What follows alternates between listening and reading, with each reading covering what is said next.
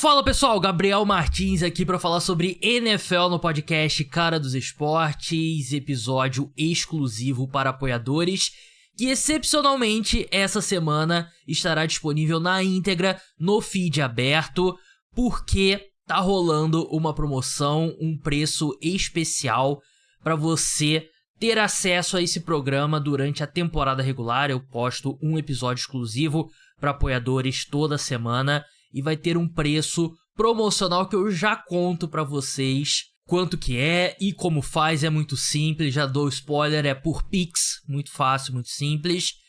Vou começar falando sobre o Thursday Night Football, vitória do New York Jets pra cima do New England Patriots, depois passar pra alguns pontos da rodada de domingo, alguns pontos que me intrigam pra essa semana 3 da NFL.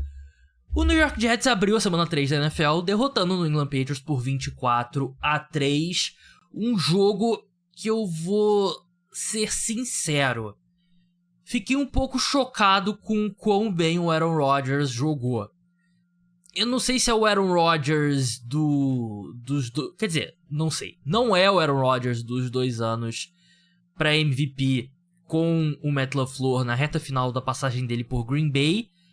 Mas me lembrou muito o Aaron Rodgers pré-lesão mesmo, o Aaron Rodgers dos últimos anos do Mike McCarthy. Mas se na primeira semana ele parecia um pouco estátua, na segunda semana ele parecia um pouco melhor, e nessa semana ele tava esticando jogadas e... Tudo bem, uma defesa dos Patriots com um nível de talento bem baixo, mas... Cara, me pareceu o Aaron Rodgers pré-lesão. E eu fico chocado, porque ele é um cara que, se você pega pra ver o jogo dele contra os 49ers, você já vai ver uma diferença na forma como ele se move em campo, né? Questão de quebrar ferrugem e tudo mais. E é um quarterback que vai fazer 41 anos em dezembro, vindo de uma ruptura de tendão de Aquiles, que por muito tempo foi uma lesão que acabava com carreiras, não só na NFL, mas na NBA também, né? E na NBA atualmente a gente vê o Kevin Durant jogando muito bem, mesmo depois de ter rompido o ligamento cruzado. Ele não tinha 40 anos quando ele rompeu, mas também com uma idade avançada quando ele rompeu.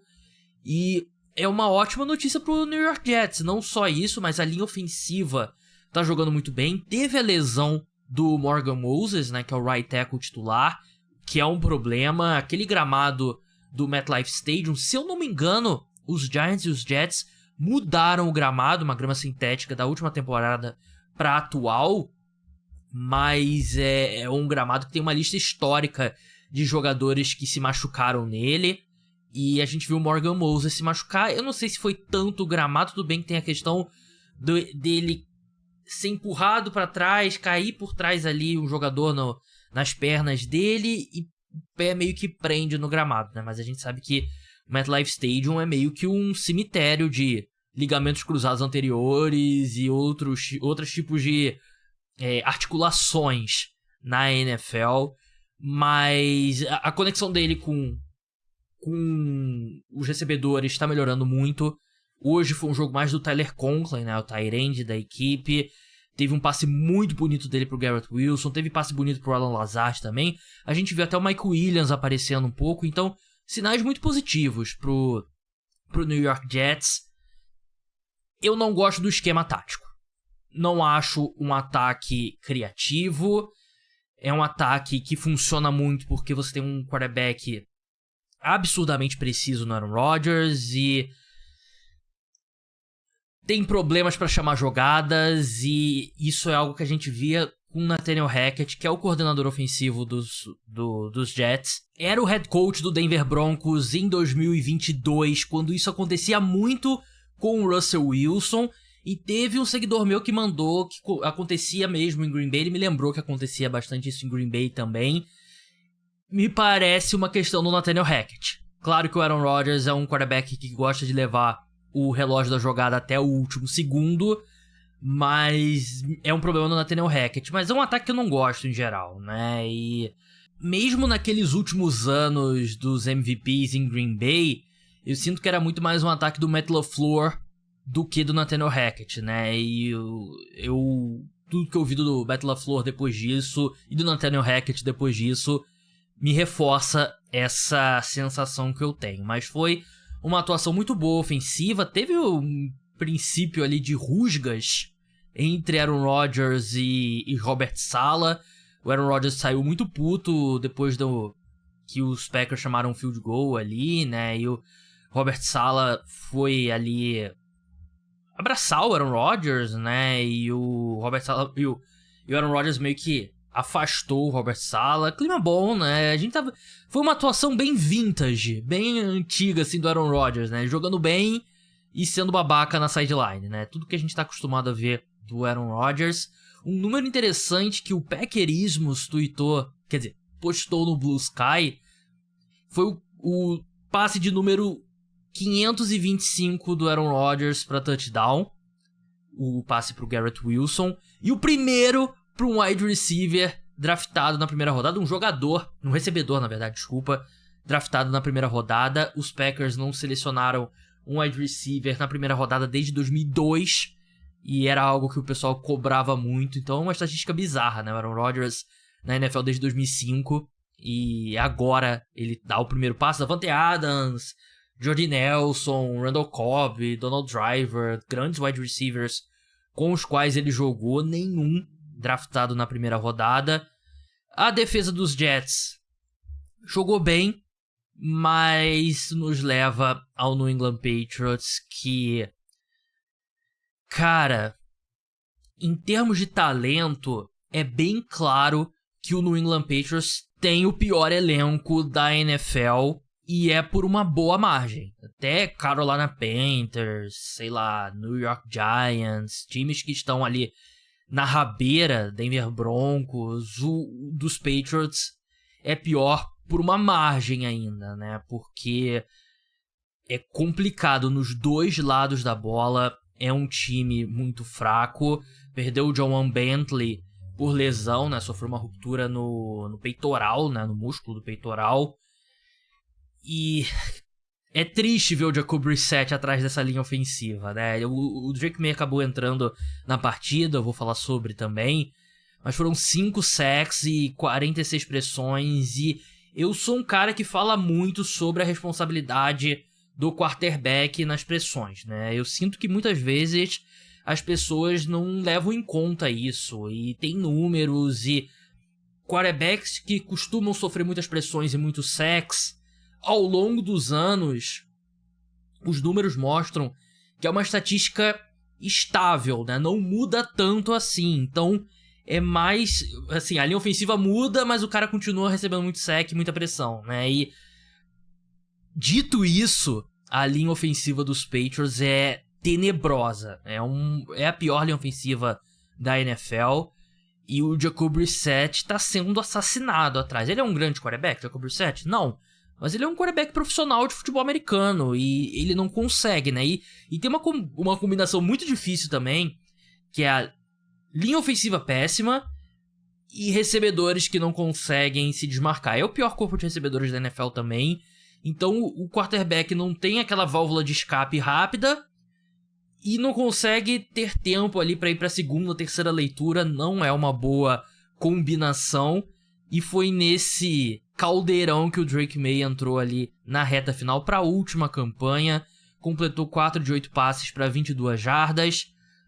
Correu 2 vezes para 12 jardas. Quase foi interceptado no primeiro passe dele, né? E é curioso que ele quase foi interceptado pelo Michael Carter, que é um ex-jogador da Universidade de Duke. Enquanto o Drake May jogou na Universidade da Carolina do Norte.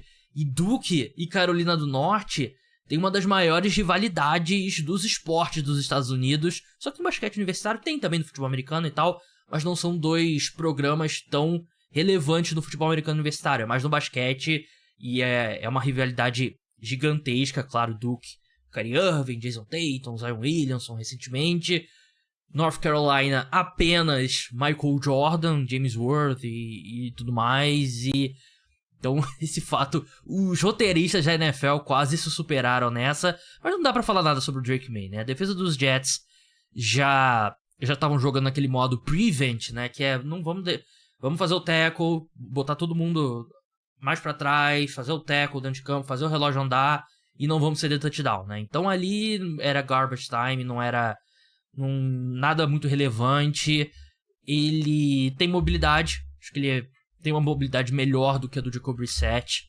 Principalmente o Jacob Brissett, depois de apanhar tanto quanto ele apanhou nesse jogo.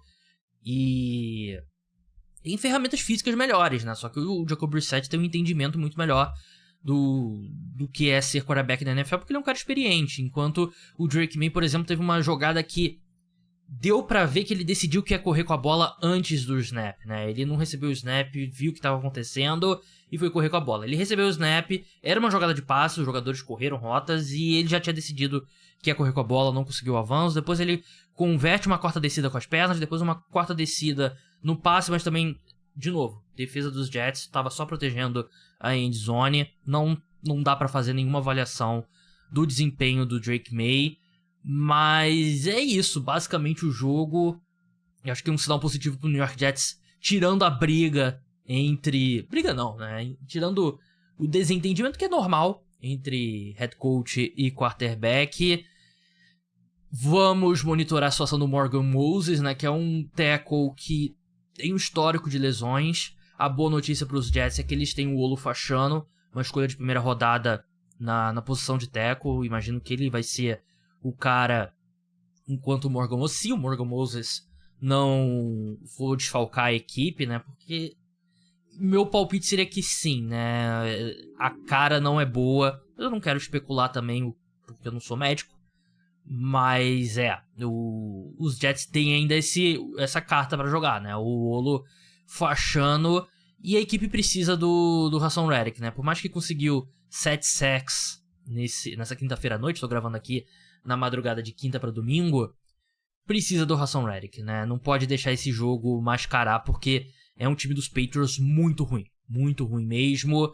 Antes de passar pra segunda parte do programa, se você quer escutar esse podcast toda semana durante a temporada regular, eu sempre posto aqui quinta-feira, sexta-feira, eu vou deixar o Pix na descrição, mas já falo, é o e-mail caradosesportes@gmail.com, mas é cara dos esportes, não é esportes, SPORTS, vai estar lá na descrição. Manda um Pix de R$50, que até o final da temporada regular você vai escutar esse podcast toda semana. É no Google Drive, então você faz o seguinte, você manda o Pix de R$50 e me manda o comprovante já com o seu e-mail Google, né? Escreve na mensagem o seu e-mail Google que você usa para Google Drive, YouTube e tal. Manda pro WhatsApp, o WhatsApp vai estar na descrição também. Manda que eu já te mando o acesso e você pode escutar. Baixa o aplicativo do Google Drive se você não tiver.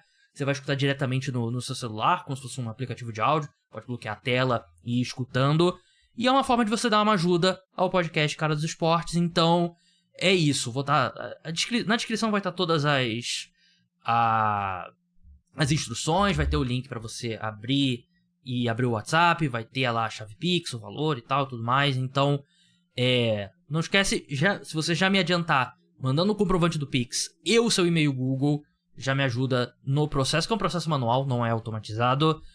E então é isso, pessoal. Vamos pra segunda parte agora. Eu preciso pensar num nome pra esse quadro semanal.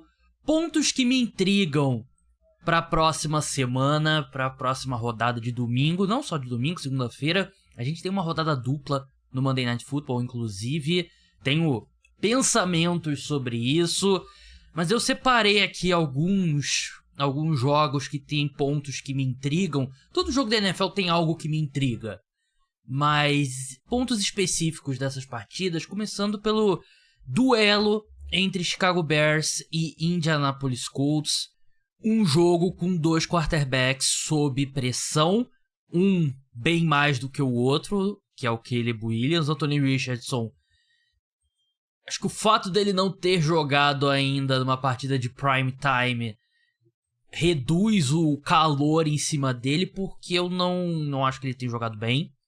Ele teve alguns bons highlights, ele fez algumas coisas boas com as pernas, alguns passes bonitos, mas em geral, snap por snap, ele não tem sido um bom quarterback nessa temporada. E o Caleb Williams, você sabe, né? Um dos piores quarterbacks titulares na temporada até agora.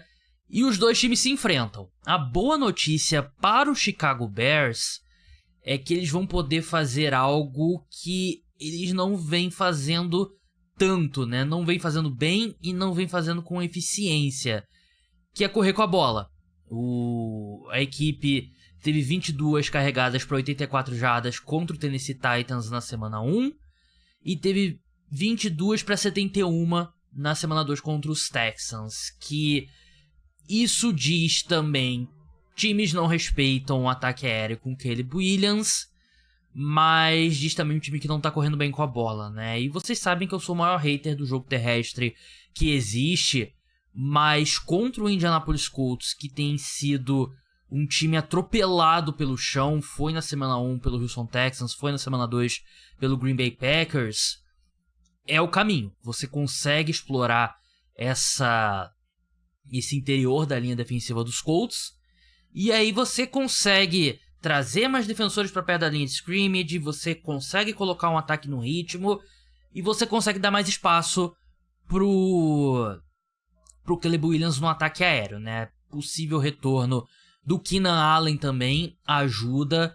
mas é um jogo ali pra equipe correr com a bola 30, 35 vezes e o Caleb Williams tentar uns 20, 22 passes, até porque do outro lado a defesa do Chicago Bears tem jogado muito bem e o ataque dos Colts é o que eu já falei sobre o ataque dos Colts. Então o jogo é em Indianápolis, mas eu acho que é um bom lugar para os Chicago Bears jogarem melhor. Eles venceram os Titans na semana 1, mas eles não jogaram bem, né? Então acho que é uma boa oportunidade para a equipe, uma boa oportunidade para o Caleb Williams fazer um jogo feijão com arroz. E do lado dos Colts, o Anthony Richardson precisa transformar esses flashes que ele tem em lances mais consistentes. Claro que ele não vai mandar um passe de 70 jardas toda vez, né? Mas ele tem talento para fazer mais do que ele vem fazendo. E o Shane Steichen, treinador do Indianapolis Colts, precisa montar um plano de jogo melhor. Ele não vem fazendo um bom ano até agora. Vamos passar agora para Eagles e Saints, um dos jogos das 2 da tarde, horário de Brasília, que quando acabar o horário de verão lá nos Estados Unidos vai virar 3 da tarde, isso normalmente em novembro, se eu não me engano. Deixa eu ver quanto que termina aqui. USA Daylight Savings End 2024. 3 de novembro. 3 de novembro acaba o horário de verão lá nos Estados Unidos. E aí a gente avança aqui, né? Eles ficam 1 hora mais atrás do Brasil. E aí os jogos passam para as 3. E nessa quinta-feira a gente teve a péssima notícia para nós fãs de NFL e esportes dos Estados Unidos em geral, que há grandes chances do horário de verão retornar ao Brasil, o que eu tô desesperado, porque aí significa que você tem esses jogos começando 4 da tarde, os jogos do segundo horário começando 7 da noite, tudo até aí ok, mas aí você tem os jogos de prime time começando 11 horas da noite, aí ferrou tudo, acabou a nossa vida, é um desastre completo, e ao que tudo indica vai voltar o horário de verão mesmo. Tem pessoas que questionam quanto que atualmente você poupa de luz com o horário de verão. Tem questões agravantes esse ano, né, como a seca maior e tudo mais, e também tem um benefício do comércio, dos bares, as pessoas ficam até mais tarde na rua por conta da luz do dia, então não é só a questão da economia de luz, então são vários fatores. Claro que os hábitos dos fãs de NFL não são um fator relevante aqui, mas eu tô lamentando porque realmente dificulta um pouco a minha vida, porque quando começa 10 horas da noite já é um desastre, já fico mal, e aí 11 horas da noite esquece, é foda, mas enfim, esse pequeno adendo. Eagles e Saints em Nova Orleans, um jogo bem interessante. Eu vou falar algo que eu nunca imaginaria que seria o caso entrando na semana 3 da temporada 2024. Mas aqui, se eu sou torcedor dos Eagles, o que eu de fato não sou o oposto disso, os Eagles têm uma desvantagem na linha de scrimmage aqui, né? A linha de scrimmage ofensiva para eles Não, contrário, desculpa. Linha ofensiva dos Saints tem uma grande vantagem no papel, pelo desempenho atual, em relação à linha defensiva dos Eagles, que tem sido muito ruim, não conseguiu encostar no Kirk Cousins consistentemente, mesmo contra o Jordan Love, enquanto a linha ofensiva dos Colts, ofensiva dos Saints, vem jogando muito bem, muito acima do esperado. O TLS Fuaga é dúvida, ele não treinou nessa quinta-feira com uma lesão nas costas, é um cara pra ficar de olho. Claro que essa equação muda se ele não jogar, porque ele tem jogado muito bem, né, o TLS Fuaga. Então, algo pra ficar de olho. Os Eagles precisam gerar mais pressão. Teve polêmica com o Jalen Carter sendo punido entre aspas, né, não jogando o começo da partida. Bryce Huff tem sido um desastre completo como contratação. Ninguém consegue pressionar o quarterback adversário. O Jordan Davis e o Jalen Carter não conseguem se impor pelo interior. Então é complicado. O Saints tem condições de atropelar o Philadelphia Eagles pelo chão, como eles vêm fazendo nessa temporada, com o Alvin Kamara jogando muito bem.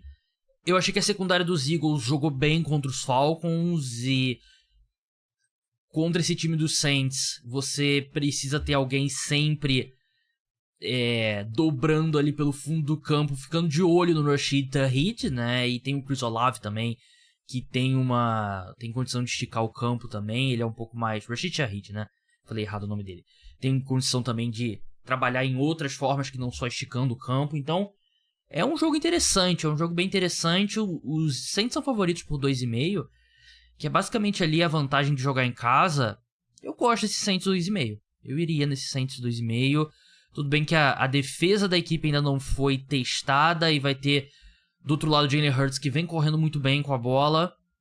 Mas eu gosto desse Saints menos 2,5 como uma boa aposta aí, usando a spread. Vamos falar agora da NFC Oeste como um todo, porque eu acho que é uma divisão bem interessante nesse momento, porque os dois times que estão no topo, eu não sei se no desempate o Cardinals está, né? O Seahawks está na frente, é o único time com 2 vitórias e 0 derrotas. O Cardinals 1-1 tá em segundo lugar, ele leva vantagem no critério de desempate porque tem uma vitória dentro da divisão. 49ers 1-1, Rams 0-2. Então os dois times que eram os favoritos nessa divisão, 49ers e Rams, estão na parte de baixo, enquanto os Cardinals e Seahawks lideram a divisão. E essa rodada vai ser importante porque os Rams e os 49ers se enfrentam e os dois estão dizimados por lesões. Os Rams mais do que os 49ers, mas os 49ers também estão com muitas lesões. Então, é uma oportunidade muito importante para os Seahawks e para os Cardinals, principalmente para os Seahawks, de abrir 2 jogos de diferença, 3 vitórias e 0 derrotas, e enquanto os 49ers e os Rams estão ali derrapando na temporada por conta das questões físicas. O Seahawks recebe o Miami Dolphins, é uma viagem muito grande. A gente falou isso no último podcast, inclusive. É a viagem mais longa na NFL, de Miami para Seattle. É a viagem, as duas cidades que estão mais longe uma da outra. E o Arizona Cardinals recebe o Detroit Lions, que é um jogo bem difícil. O Miami Dolphins é um time bom? É um time bom, mas vai jogar com o Skylar Thompson, não vai jogar com o Tua Tagovailoa. E é um time que mesmo com o Tua vinha tendo problemas nesse início de temporada. Então, é meio que vencer ou vencer pro Seahawks aqui. Você vence e você se coloca numa posição muito boa dentro dessa divisão, né? Enquanto os Cardinals vão ter um jogo muito difícil contra o Detroit Lions, que vem de uma atuação muito ruim ofensiva. A diferença é que a defesa dos Cardinals é fraca. O ataque é muito bom, mas a defesa é fraca. O Jared Goff não começou bem a temporada, vai poder explorar mais essa defesa dos Cardinals, que não consegue gerar tanta pressão, não tem uma boa secundária, mas ao mesmo tempo esse ataque dos Cardinals é um dos melhores ataques nessas 2 primeiras semanas, então é um jogo interessante que os Cardinals podem vencer. Não acho que... Assim, os Lions são favoritos, se eu não me engano, deixa eu ver quanto tá a linha. Lions são favoritos por 3 pontos, né, em Arizona, mas eu acho que é um jogo que os Cardinals podem vencer. E aí no 49ers e Rams a gente tem o seguinte cenário. Christian McCaffrey tá na injury reserve, vai ficar pelo menos mais 3 semanas fora. Deebo Samuel não joga com uma lesão na panturrilha.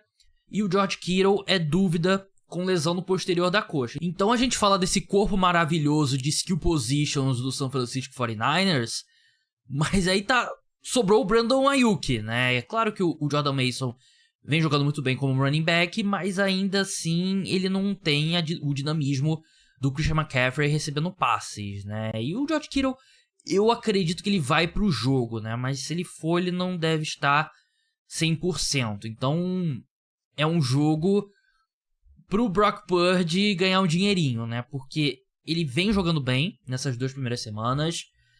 Qualquer pessoa que diz que o Brock Purdy é um fruto do ataque dos 49ers, carregado pelo talento dos 49ers, pelo esquema do Kyle Shanahan, não tem visto os jogos do Brock Purdy. Eu achei que ele tá jogando muito bem, só que aí é pedir bastante pra ele compensar tantas ausências, né? Ainda mais levando em conta que o Brandon Ayuk, ele não vem jogando bem, né? Ele vem jogando como um cara que não fez o training camp com a equipe. Do lado do Los Angeles Rams, a situação é complicada, porque você tem o Puka Nacua na injury reserve, você tem o Joe Noteboom, left tackle titular da equipe, Steve Avila, guarde, Jonah Jackson, guarde, na injury reserve também.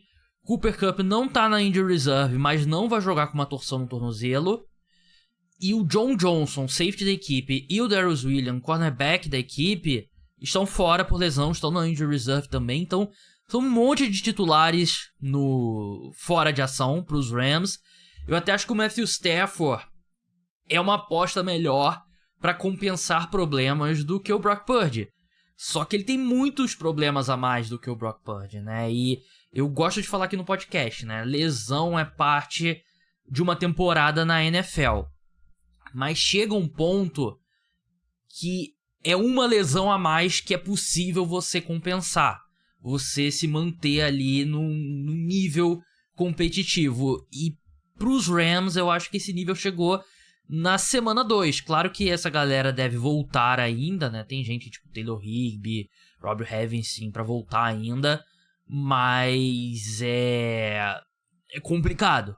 Complicado, eles vão ter que segurar a onda. E o meu medo... O Havenstein já voltou, né? Eu falei besteira. O medo aqui é chegar num ponto que os Rams meio que vão pro punch na temporada, né? Ficar num buraco muito profundo.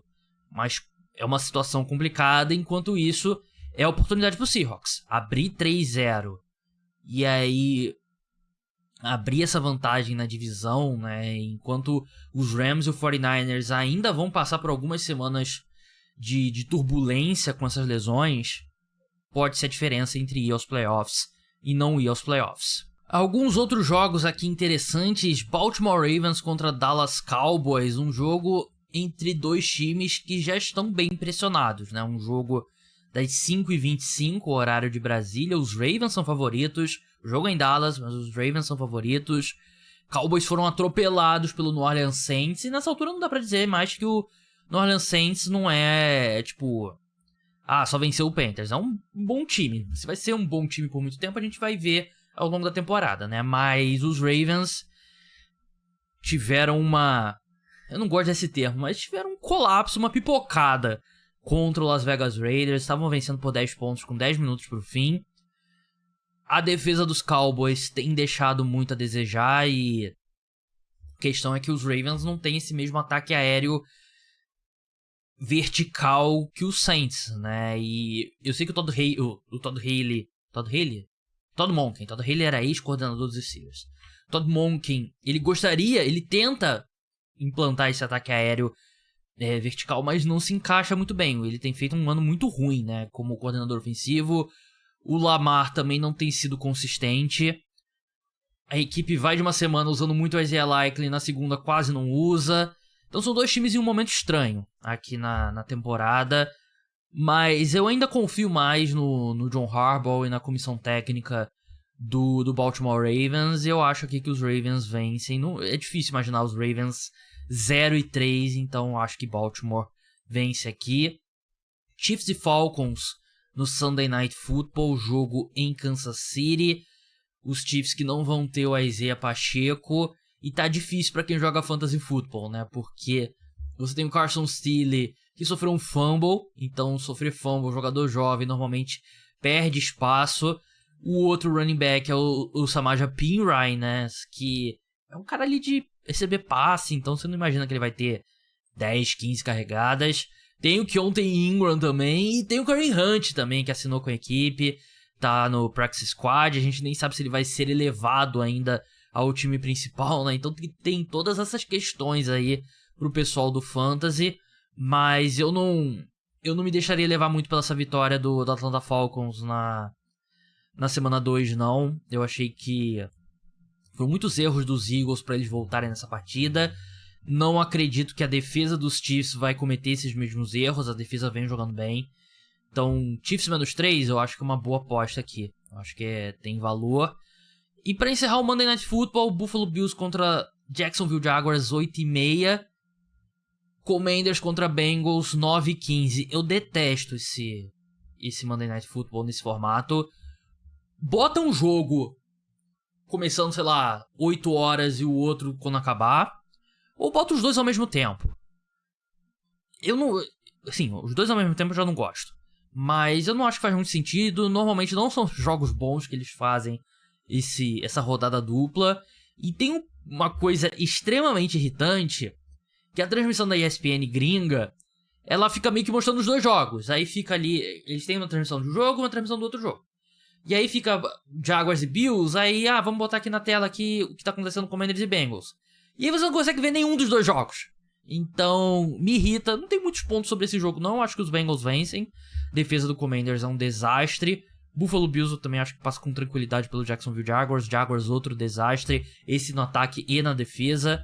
Mas eu detesto esse Monday Night Football, que você bota dois jogos basicamente ao mesmo tempo e você não consegue ver direito nenhum dos dois jogos, porque fica uma transmissão cortando pra outra e aí fica um NFL Red Zone da Shopee. Então, esse é o meu rant da semana sobre essa rodada dupla do Monday Night Football. Então é isso, pessoal. O podcast Cara dos Esportes volta na madrugada de domingo pra segunda, com mais um episódio pós-rodada sobre todos os jogos do domingo. Então, até lá. Tchau.